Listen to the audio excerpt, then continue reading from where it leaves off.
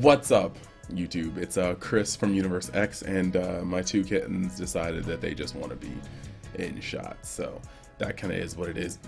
But let me move you away from the mic.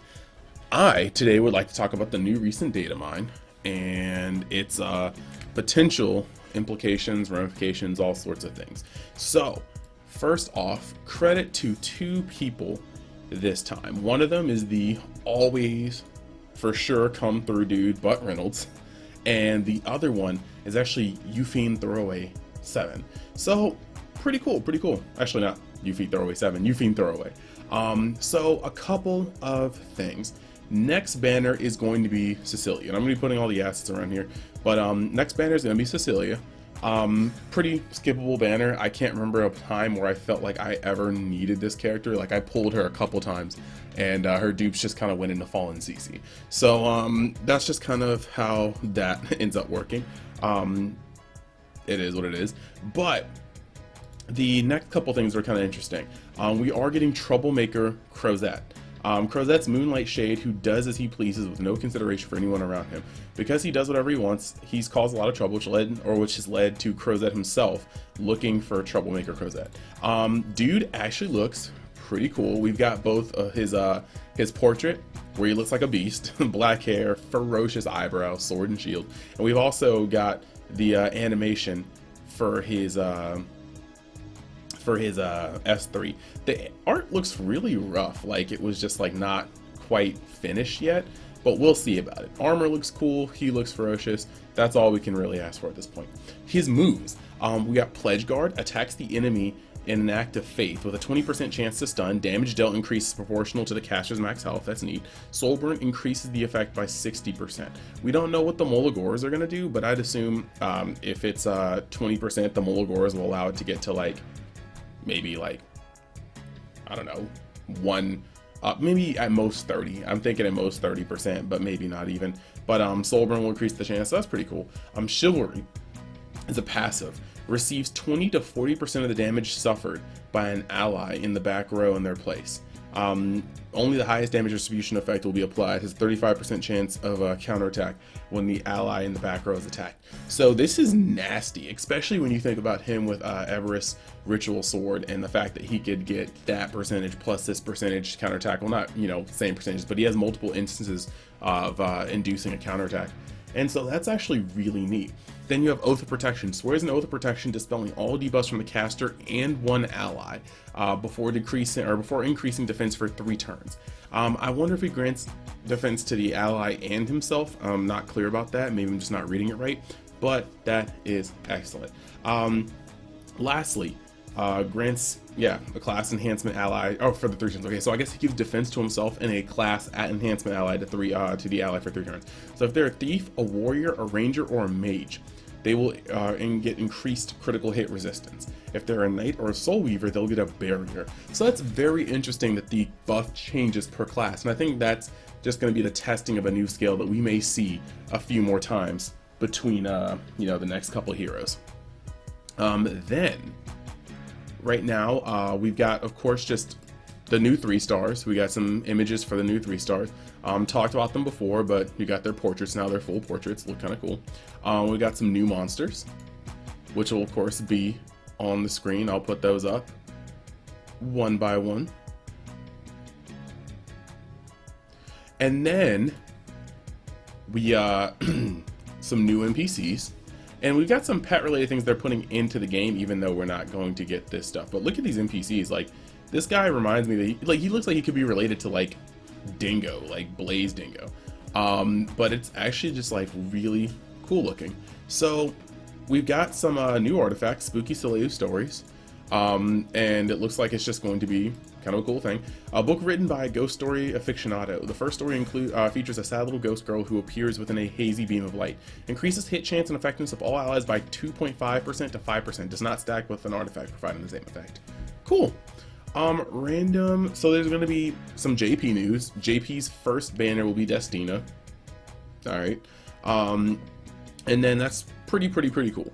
However, moving forward with the other Datamine, we've got a couple of new things actually.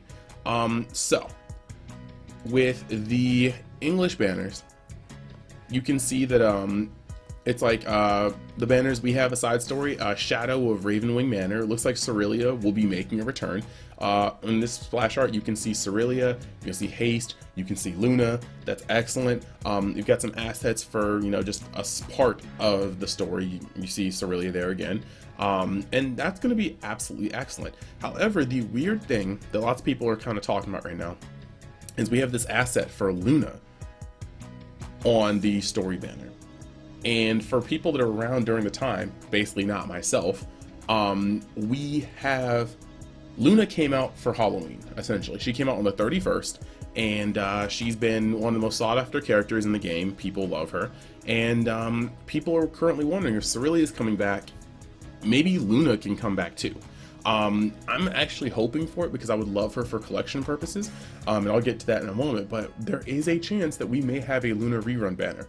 The time of year is right, and if she does come out in October, this could set a precedence for limited units coming around once a year. And that would be a hefty wait, but that's not necessarily bad because it gives you hope. If you know that every Halloween you'll be able to pull for a Luna, eventually every character will have her. It's just a matter of how long you play. If we do get a rerun banner, and your question is, should we pull for Luna? I'm going to be honest. For most players at this point, she is going to be a collection character. If you have Karen, a 4-star, you could gear her up, and essentially she does the same thing in Wyvern. If you have Kisei, I never had Luna. Kisei is my main Wyvern damage, and she's about to get buffed. Luna can work in PvP, but she's also fairly linear. She doesn't provide any other utility, she's just straight damage. So if you have a functioning Wyvern 11 team, if you've already completed level 90 of the Abyss, there may not be a reason to wail out on Luna. Now, on Luna, if you want her just for, you know, collection purposes, I have every Dragon Bay in spades except for Luna. I'm gonna go try to pick her up if she comes out. So that's just pretty much that.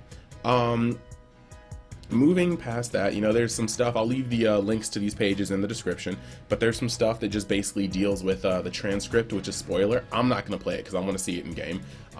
There is a shop pet buff. I'm just looking at this. Oh, I don't even see a picture for this one, so just scratch that.